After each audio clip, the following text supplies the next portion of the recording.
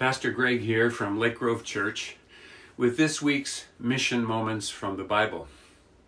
We're in the letter from James, chapter 2, and this really goes with what we talked about last week from chapter 1, about the two levels of caring for people. You can care about them in your thoughts, but then it's also best if you translate that concern into practical care or acts of kindness and help according to people's needs.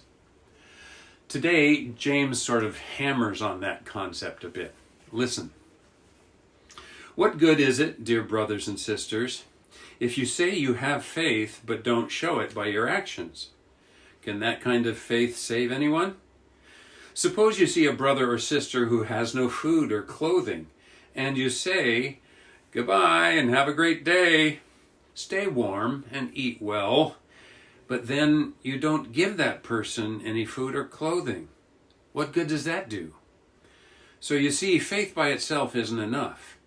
Unless it produces good deeds, it is dead and useless. In other words, if we talk a good game but don't get out on the field, it's lame.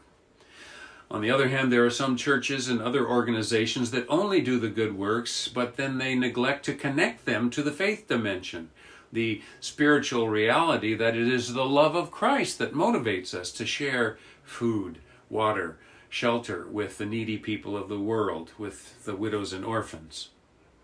We hope our mission work is holistic. It is always word and deed, faith and works, theory and practice. I mean, look at the model of Jesus. Over and over again in the Gospels, it talks about how he went around sharing the gospel of the kingdom on the one hand, and on the other hand, complementing his teaching by doing signs and wonders. It was always faith and works. We've got to live out the good news that we talk about because, just as James says, faith without works is dead and useless. Hallelujah.